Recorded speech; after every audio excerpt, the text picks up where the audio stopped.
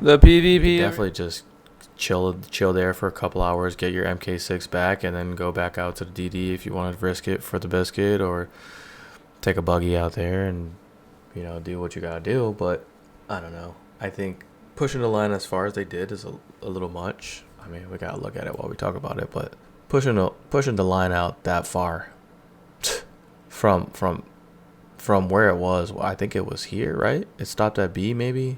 I think it stopped at A originally, but you pushed it all the way up here. It was just A row.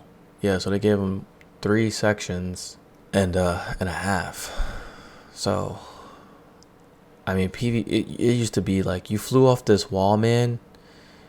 You better be prepared. Like, you better strategize. You better have your gear.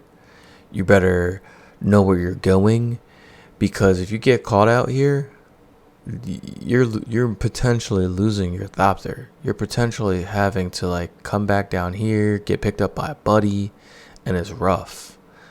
And some people can't deal with that roughness. Some people don't have like the grit to say, okay, well, I'm gonna walk away from the game and then come back at it a little bit later. Or some people are just like throw their hands up and they give up. And those are the people that are begging for the PvE zone. It's the people that are like too lazy, or think that it's too hard to get back what they got, or they're out there by themselves and they can't get a ride from someone with a salt chopper. Like, there was instances today where someone from stream or someone that I met in game had a conflict. He lost his chopper and he knew me, and he was like, hey, I'll just go hit up a buddy of mine.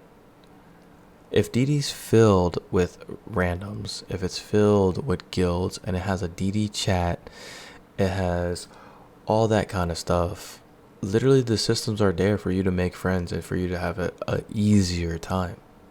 It's the solo PvEers that made this happen.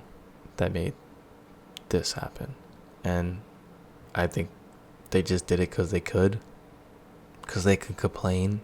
And they're just in here, in this space, doing what they could have did in this space. Literally in A, not even B. And I'm thinking give them B too. But they literally could have did everything that they're doing in here. Literally could have put a big spice field in here. It would have evaporated. It literally would have evaporated. You could have put a big spice bloom here. All the PvE players could have got it for all the things that they needed back in Haga Basin. And they could have like, it could pop more often, and then it just disappears. And like, if it's 100k and like you got all the PvEers from all the servers trying to get it, because when it pops, you know how much more fun that would be? You're getting to see everybody from all the sietches. You're gonna get to talk to everyone right here in this little 6. And you guys can just shoot the shit, bullshit. Hey, how's your siege going? Hey, visit my siege. It's a community. That's a community hub. Forget Harko. Forget our Arakeen. The spice fields where the party's at, right here in A sector at A6 for all the PvEers. And then all the PvPers, this is their party. 100%. 100%. This is their party up here. You could have given all of them, all of the solo player, PvEers, Sophia, all of the Sophias could have had everything they wished for right here. And no one's saying you can't, no one's saying they don't want you to have any of that stuff. It's not that we don't want you to have that stuff when you're out here. It's that when you're out here, you're supposed to be fighting. This is where we take all of our gear that we've worked so hard for, and we fight each other. And we test leave it at that. Safe zone's nothing huge, but you can build bases here, and it's kind of crazy because flying up here from this point is nothing now. It doesn't feel as adventurous. Yeah, it cuts flying time greatly. It really does. It does. I believe they didn't need to nerf Thopters. I believe they just needed to buff everything up. I'm a firm believer in buffing versus nerfing. If they would have buffed the speeds of things, like if you had a salt chopper that you thought you couldn't get it away in. Well, buff it a little bit. Make it so it's a little faster to get away. Like buff the storage scout on adopter speed. Buff the thruster speed like they did. They shouldn't have nerfed anything though, in my opinion. The speed with the rockets, I don't think they should have nerfed it. It should still be the same. I think they should have just buffed other things. Like with storage, you go 10 or 20 kilometers quicker than a scout on adopter or rockets. I think it's damn near impossible to kill a scout on adopter as it is currently. And you're taking away a pivotal experience for the player base. I think about it from the perspective of a new player coming into DD and they're like, dang, I take someone's resources instead of farming them. They will never be able to do that. They will not be able to destroy a scout on adopter with their missile scout on adopter. That experience does not exist anymore. You can't have that experience now with the changes that they made. That is the downside to listening to one side of the community without really taking your time or thinking about it and implementing changes slowly. But I'm 100% with buffing instead of nerfing and slowly buffing. So if people were like, hey, I'm getting caught too much, okay, we hear you. You're getting caught too much. Let's buff the equipment, the vehicle that you're losing in a little bit, so we stop hearing those complaints as much. Now less people are getting caught because it takes a little less skill to get away. But now the experience is gone. Gone. An MK6 scout on adopter goes 148 kilometers and a storage kilometer goes 183. Big difference, 40 kilometer difference. It's called balance for a reason. Exactly. Push the envelope both directions, but trend toward buff over nerf. Exactly.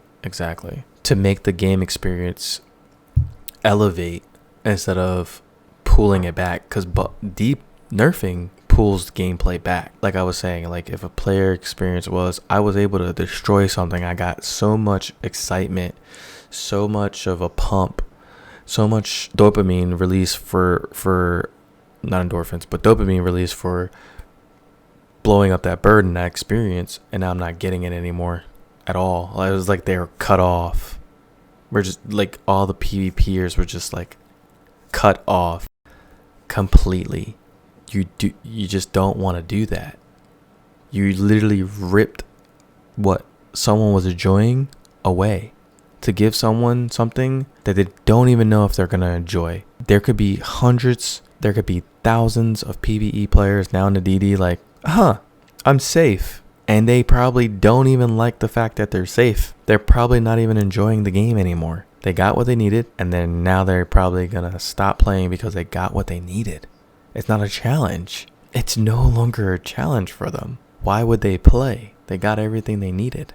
Developers, in my opinion, have to really take a step back. Will benefit the most, and which parties will lose the most in terms of experience.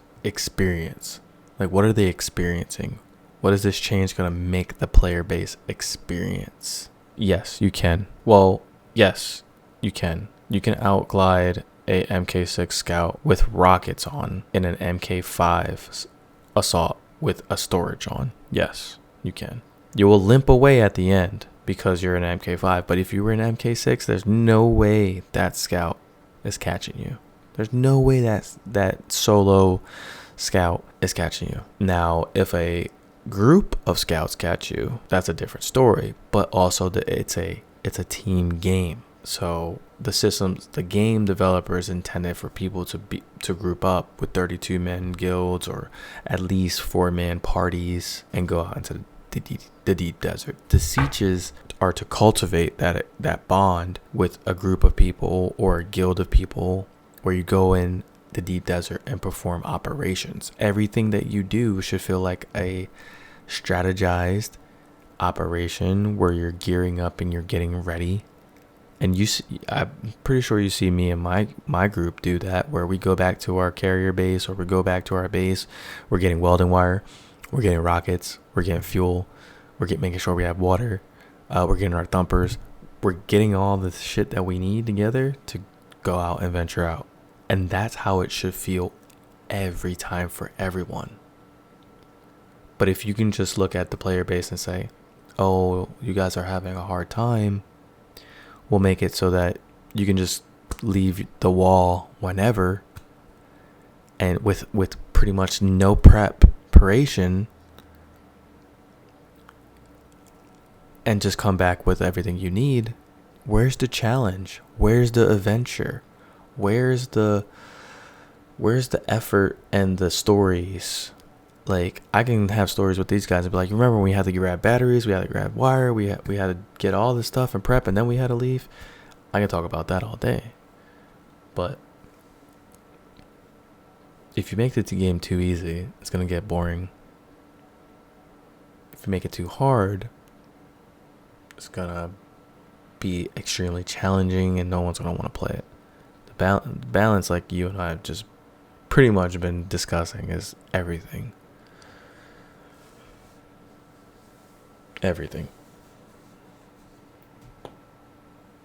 That's a problem a lot of games have. It's balance.